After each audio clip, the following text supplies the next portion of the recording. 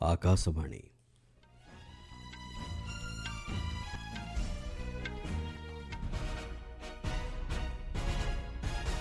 संवाद पढ़ुछंती चंदन घोष। मुख्य संवाद पश्चिमबंगर प्रथम पर्याय और तमिलनाडु विधानसभा निर्वाचन लगी आरंभ है मतदान।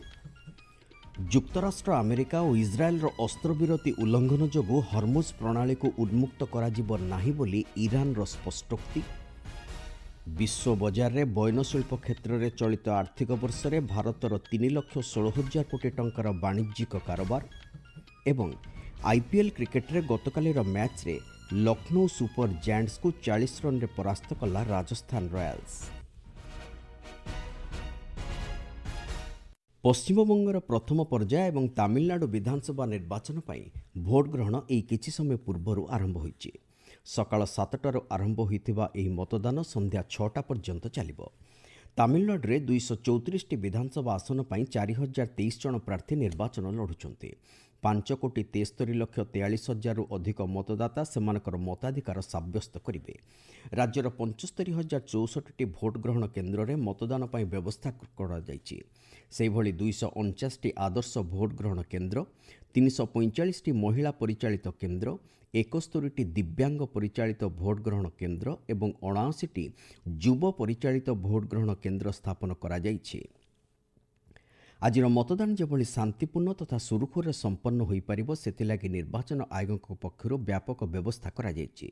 एतद् व्यतीत सुरक्षा व्यवस्था को मध्य कड़ाकड़ी करा जायछि।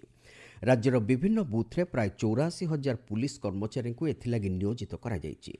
सेभଳି केंद्रीय सशक्त पुलिस बाहिनीर एवं सीआरपीएफ र अतिरिक्त 300 कंपनी को विभिन्न उत्तेजना प्रवण बूथ समेत कौनसी अघटन को एड़ाइबा सहित शांति बजाय रखिबा लागि विभिन्न स्थान में नियोजित करा जायछि। पश्चिमबंग विधानसभा निर्वाचन प्रथम पर्याय लगी आज 16टी जिलार 152टी आसन में मतग्रहण करा जाउछि। ए जिलागुड़िक है दार्जिलिंग, कालिम्पोंग, जलपाईगुड़ी, आलिपुरद्वार, कुचबिहार, उत्तर और दक्षिण दिनाजपुर, मालदा, मुर्शिदाबाद, बीरभूम, पश्चिम बर्धमान, पुरुलिया, बांकुड़ा, झाड़ग्राम एवं पश्चिम और पूर्व मेदिनीपुर। 1,478 जन प्रार्थी निर्वाचन में लढुचंती। सेतिमध्यरे 127 जन महिला प्रार्थी रहिचंती। राज्य में मुक्त अबाध और निरपेक्ष निर्वाचन पर भारतीय निर्वाचन कमिशन पक्षरु समस्त पदक्षेप ग्रहण करा जायछि। प्रथम पर्याय प्राय 3,000 सहायक बूथ समेत 44,306 बूथ रे भोट ग्रहण करा जिवो। सेतिमध्यरे 7,384 बूथ को उत्तेजना प्रवण भाव चिन्हट करा जायछि। 5,444 बूथ महिला द्वारा परिचालित होगा सहित 207 मॉडल बूथ रही। बालुरघाट एवं आसानसोल दक्षिण विधानसभा निर्वाचन मंडल में 2टी दिव्यांग परिचालित बूथ स्थापन करा जायछि। समस्त बूथ रे वेबकास्टिंग व्यवस्था करा सहित शांतिपूर्ण मतदान पर त्वरित सहायता प्रदानकारी team, flying squad, CC camera आदि सुरक्षा व्यवस्था ग्रहण करा जायछि। आज प्राय 3.5 कोटी ऊर्ध्व भोटर सेमानकर गणतांत्रिक मताधिकार साब्यस्त करुछन्ति। निर्वाचन को शांतिपूर्ण तथा सुरुखुरे समाप्त करने लगे निर्वाचन आयोग सेठारे केंद्रीय सशक्त पुलिस बाहिनी 2,407 कंपानी नियोजित करिछन्ति। पश्चिम बंगरे द्वितीय पर्याय निर्वाचन आसंता 29 तारिख बुधवार दिन अनुष्ठित हेबो। प्रधानमंत्री नरेंद्र मोदी विरुद्ध में अपमानसूचक मंतव्य दे आदर्श निर्वाचन आचरण विधि उल्लंघन करथिबा अभियोग रे कांग्रेस अध्यक्ष मल्लिकार्जुन खड़गे को निर्वाचन आयोग कारण दर्शाओ नोटिस जारी करिसंति। यार उत्तर 24 घंटा मध्य दाखल करने लगी आयोग श्री खड़गे को निर्देश देइछन्ति। चेन्नई ठारे एक सांबादिक सम्मेलन में उद्बोधन देवा अवसर में श्री खड़गे प्रधानमंत्री संपर्क में एभली मंतव्य देइथिले। ए संपर्क में बीजेपी वरिष्ठ नेता तथा केंद्रमंत्री किरण रिजिजू एवं बीजेपी अन्य नेतृवृंद निकटर निर्वाचन आयोग यह अभियोग पाइबा परे एभली पदक्षेप नेइछन्ति। उत्तरांचल आंचलिक कृषि सम्मेलनी आसंताकाली लखनऊ में अनुष्ठित हेबो। गतकाली केंद्र कृषि और कृषक कल्याण मंत्री शिवराज सिंह चौहान नुआदिल्ली ठारे मंत्रालयर वरिष्ठ अधिकारी सहित आलोचना पर यह निष्पत्ति निया जायछि। मंत्रालय पक्षरु दिया जायथिबा एक विवृत्ति अनुसार आसंताकालीर सम्मेलनी हेउछि देशर विभिन्न भागरे अनुष्ठित हेबाक थिबा ए संपर्कित क्षत्रिय बैठक गुड़िकर एक अंश। एतद् व्यतीत आसंता मास 28 और 29 तारिख में नुआदिल्ली रे जातीय खरीफ सम्मेलनी अनुष्ठित हेबो। कृषकंकर कल्याण तथा उत्पादन वृद्धि एवं कृषि क्षेत्र में डिजिटाल रूपांतरीकरण ଅଧିବେଶନର କାର୍ଯ୍ୟକାରିତା ସମେତ ବିଭିନ୍ନ ଗୁରୁତ୍ୱପୂର୍ଣ୍ଣ ପ୍ରସଙ୍ଗରେ ଏହି ଜାତୀୟ ସମ୍ମିଳନୀରେ କାର୍ଯ୍ୟଖସଡ଼ା ପ୍ରସ୍ତୁତ କରାଯିବ।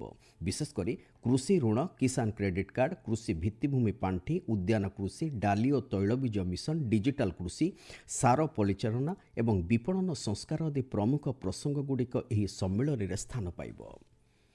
ଆପଣମାନେ ସମ୍ବାଦ ଶୁଣୁଛନ୍ତି ଆକାଶବାଣୀରୁ। ଯୁକ୍ତରାଷ୍ଟ୍ର ଆମେରିକା ଏବଂ ଇସ୍ରାଏଲ ପକ୍ଷରୁ କରାଯାଇଥିବା ଅସ୍ତ୍ରବିରତି ଉଲ୍ଲଂଘନ ଯୋଗୁଁ ହର୍ମୁଜ ପ୍ରଣାଳୀକୁ ଉନ୍ମୁକ୍ତ କରାଯିବ ନାହିଁ ବୋଲି ଇରାନ କହିଛି। ସାମାଜିକ ଗଣମାଧ୍ୟମ ପୋଷ୍ଟରେ ଇରାନ ପକ୍ଷରୁ କୁହାଯାଇଛି ଯେ ଇରାନର ବିଭିନ୍ନ ବନ୍ଦରଗୁଡ଼ିକରେ ଆମେରିକା ପକ୍ଷରୁ ଇତିମଧ୍ୟରେ ଜାହାଜଗୁଡ଼ିକୁ ଅବରୋଧ କରାଯାଇଛି। ଏହାଦ୍ୱାରା ବିଶ୍ୱ ଅର୍ଥନୀତି ପ୍ରଭାବିତ ହୋଇଛି ବୋଲି ଇରାନ କହିଛି। ତେବେ ଏ ସମ୍ପର୍କରେ ଆଲୋଚନା କରିବା ଲାଗି ଇରାନ ସବୁବେଳେ ପ୍ରସ୍ତୁତ ବୋଲି ରାଷ୍ଟ୍ରପତି ମାସୁଦ ପେଜେକ୍ସିଆନ କହିଛନ୍ତି। ପ୍ରତିଶ୍ରୁତି ଭଙ୍ଗ, ବିଭିନ୍ନ ବନ୍ଦରଗୁଡ଼ିକରେ ଜାହାଜଗୁଡ଼ିକୁ ଅବରୋଧ କରିବା ତଥା ଭୟ ଦେଖାଇବା ଆଦି ପ୍ରକ୍ରିୟା ଏହି ଶାନ୍ତି ଆଲୋଚନାର ମୁଖ୍ୟ ପ୍ରତିବନ୍ଧକ ବୋଲି ସେ ମତବ୍ୟକ୍ତ କରିଛନ୍ତି। ପ୍ରତିରକ୍ଷା ମନ୍ତ୍ରୀ ରାଜନାଥ ସିଂ ଗତକାଲି ଜର୍ମାନର କିଲ୍ସ୍ଥିତ ଟିକେଏମ୍ଏସ୍ ବୁଡ଼ାଜାହାଜ ନିର୍ମାଣ କେନ୍ଦ୍ର ପରିଦର୍ଶନ କରିଛନ୍ତି। ସାମାଜିକ ଗଣମାଧ୍ୟମ ପୋଷ୍ଟରେ ଏ ସମ୍ପର୍କରେ ସୂଚନା ଦେଇ ଶ୍ରୀ ସିଂ କହିଛନ୍ତି ତାଙ୍କ ଜର୍ମାନ ପ୍ରତିପକ୍ଷ ବୋରିସ୍ ପିଷ୍ଟୋରିୟସ୍ ମଧ୍ୟ ତାଙ୍କ ସହିତ ଏହି କେନ୍ଦ୍ର ପରିଦର୍ଶନ କରିଛନ୍ତି। ଏହାଛଡ଼ା ଦୁଇ ଦେଶ ମଧ୍ୟରେ ସାମୁଦ୍ରିକ କ୍ଷେତ୍ରରେ ଆପୋଷ ସ୍ୱାର୍ଥ ଜଡ଼ିତ ସହଯୋଗକୁ ଅଧିକ ସଶକ୍ତ କରିବା ଲାଗି ମାର୍ଗ ପ୍ରଶସ୍ତ ହୋଇଛି। ବୁଡ଼ାଜାହାଜ ନିର୍ମାଣ ଦିଗରେ ଜର୍ମାନ ବ୍ୟବହାର କରୁଥିବା ଅତ୍ୟାଧୁନିକ ଜ୍ଞାନକୌଶଳ ସମ୍ପର୍କରେ ମଧ୍ୟ ଅବଗତ ହୋଇଥିବା ନେଇ ପ୍ରତିରକ୍ଷା ମନ୍ତ୍ରୀ କହିଛନ୍ତି। ଭାରତ ଭିଏତନାମ ସମନ୍ୱିତ ରଣନୈତିକ ଭାଗିଦାରୀକୁ ଅଧିକ ସଶକ୍ତ କରିବା ଦିଗରେ ଗତକାଲି ଦୁଇ ଦେଶ ମଧ୍ୟରେ ନୂଆଦିଲ୍ଲୀଠାରେ ଫଳପ୍ରଦ ଆଲୋଚନା ଅନୁଷ୍ଠିତ ହୋଇଯାଇଛି। ବୈଦେଶିକ ବ୍ୟାପାର ମନ୍ତ୍ରଣାଳୟ ପକ୍ଷରୁ ଏ ସମ୍ପର୍କରେ ଦିଆଯାଇଥିବା ସୂଚନା ଅନୁଯାୟୀ ନୂଆଦିଲ୍ଲୀ ଗସ୍ତରେ ଆସିଥିବା ଭିଏତନାମର ଉପ ବୈଦେଶିକ ବ୍ୟାପାର ମନ୍ତ୍ରୀ ଗୁଏ ମାନ କ୍ୱୋଙ୍ଗ ଗତକାଲି ବୈଦେଶିକ ମନ୍ତ୍ରଣାଳୟର ପୂର୍ବ ବ୍ୟାପାର ସଚିବ ପି କୁମାରଙ୍କ ସହିତ ଏହି ଆଲୋଚନା କରିଛନ୍ତି। ଦୁଇ ଦେଶ ମଧ୍ୟରେ ବିଭିନ୍ନ କ୍ଷେତ୍ରରେ ଜାରି ରହିଥିବା ଭାଗିଦାରୀ ସମ୍ପର୍କରେ ମଧ୍ୟ ଏହି ଅବସରରେ ସମୀକ୍ଷା କରାଯାଇଛି ବୋଲି ମନ୍ତ୍ରଣାଳୟ କହିଛି।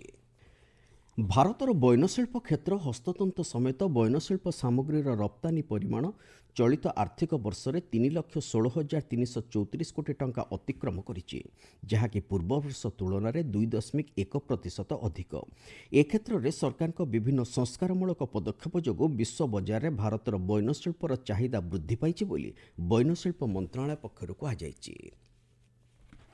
ଏକ ବୈଧ ପ୍ରଦୂଷଣ ନିୟନ୍ତ୍ରଣ ପ୍ରମାଣପତ୍ର ବିନା ଦିଲ୍ଲୀରେ କୌଣସି ଯାନକୁ ଇନ୍ଧନ କେନ୍ଦ୍ରଗୁଡ଼ିକରେ ପେଟ୍ରୋଲ, ଡିଜେଲ, ସିଏନ୍ଜି କିମ୍ବା ଏଲ୍ପିଜି ଦିଆଯିବ ନାହିଁ ବୋଲି ଦିଲ୍ଲୀ ସରକାର ଘୋଷଣା କରିଛନ୍ତି।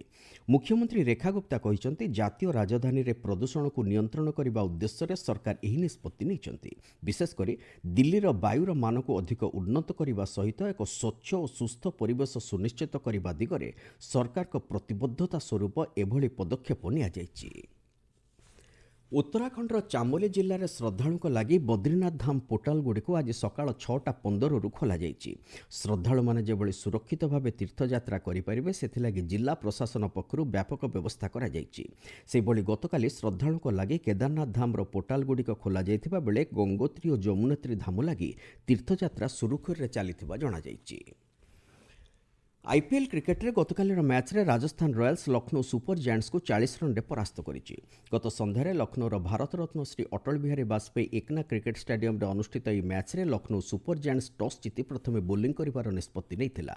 ପ୍ରଥମେ ବ୍ୟାଟିଂ କରି ରାଜସ୍ଥାନ ରୟାଲ୍ସ ଦଳ ନିର୍ଦ୍ଧାରିତ 20 ଓଭରରେ 6 ୱିକେଟ୍ ହରାଇ 159 ରନ୍ କରିଥିଲା। 160 ରନ୍ ବିଜୟ ଲକ୍ଷ୍ୟର ପିଛା କରି ଲକ୍ଷ୍ନୌ ସୁପର ଜାୟାଣ୍ଟସ 18 ଓଭରରେ 119 ରନ୍ କରି ଅଲ୍ ଆଉଟ୍ ହୋଇଯାଇଥିଲେ। Ravindra Jadeja player of the match ବିବେଚିତ ହୋଇଛନ୍ତି। ଏହି ବିଜୟ ସହିତ ରାଜସ୍ଥାନ ରୟାଲ୍ସ 7ଟି ମ୍ୟାଚ୍ରୁ 10 ପଏଣ୍ଟ ପାଇ ପଏଣ୍ଟ ତାଲିକାର ଦ୍ୱିତୀୟ ସ୍ଥାନରେ ରହିଥିବା ବେଳେ ଲକ୍ଷ୍ନୌ ସୁପର ଜାୟାଣ୍ଟସ କ୍ରମାଗତ ଚତୁର୍ଥ ପରାଜୟ ପରେ ନବମ ସ୍ଥାନରେ ରହିଛି। ଆଜି ମୁମ୍ବାଇ ଇଣ୍ଡିଆନ୍ସ ଓ ଚେନ୍ନାଇ ସୁପର କିଙ୍ଗସ୍ ମଧ୍ୟରେ ମୁକାବିଲା ହେବ। ଏହି ମ୍ୟାଚ୍ ମୁମ୍ବାଇର ୱାଙ୍ଗଡେ ଷ୍ଟାଡିୟମଠାରେ ସନ୍ଧ୍ୟା 7:30ରେ ଆରମ୍ଭ ହେବ। ଜୋହାନ୍ସବର୍ଗଠାରେ ଅନୁଷ୍ଠିତ ମହିଳା ଟି20 ଆନ୍ତର୍ଜାତିକ କ୍ରିକେଟ ସିରିଜ୍ର ତୃତୀୟ ମ୍ୟାଚ୍ରେ ଦକ୍ଷିଣ ଆଫ୍ରିକା ଭାରତକୁ 9 ୱିକେଟ୍ରେ ପରାସ୍ତ କରିଛି। ଭାରତ ପ୍ରଥମେ ବ୍ୟାଟିଂ କରି ନିର୍ଦ୍ଧାରିତ 20 ଓଭରରେ 4 ୱିକେଟ୍ ହରାଇ 192 ରନ୍ କରିଥିଲା। 193 ରନ୍ ବିଜୟ ଲକ୍ଷ୍ୟର ପିଛା କରି ଦକ୍ଷିଣ ଆଫ୍ରିକା ମାତ୍ର ଗୋଟିଏ ୱିକେଟ୍ ହରାଇ 16 ଓଭର ଓ 3ଟି ବଲ୍ରେ ଆବଶ୍ୟକ ରନ୍ ସଂଗ୍ରହ କରିନେଇଥିଲା। ମୁଖ୍ୟ ସମ୍ବାଦଗୁଡ଼ିକ ପୁଣି ଥରେ। ପଶ୍ଚିମବଙ୍ଗର ପ୍ରଥମ ପର୍ଯ୍ୟାୟ ଏବଂ ତାମିଲନାଡୁ ବିଧାନସଭା ନିର୍ବାଚନ ଲାଗି ଆରମ୍ଭ ହେଲା ମତଦାନ। ଯୁକ୍ତରାଷ୍ଟ୍ର ଆମେରିକା ଓ ଇସ୍ରାଏଲର ଅସ୍ତ୍ରବିରତି ଉଲ୍ଲଂଘନ ଯୋଗୁଁ ହର୍ମୁଜ୍ ପ୍ରଣାଳୀକୁ ଉନ୍ମୁକ୍ତ କରାଯିବ ନାହିଁ ବୋଲି ଇରାନର ସ୍ପଷ୍ଟୋକ୍ତି ଏବଂ ଆଇପିଏଲ୍ କ୍ରିକେଟରେ ଗତକାଲିର ମ୍ୟାଚ୍ରେ ଲକ୍ଷ୍ନୌ ସୁପର ଜାୟାଣ୍ଟସକୁ 40 ରନ୍ରେ ପରାସ୍ତ କଲା ରାଜସ୍ଥାନ ରୟାଲ୍ସ। ସମ୍ବାଦ ଶେଷ ହେଲା।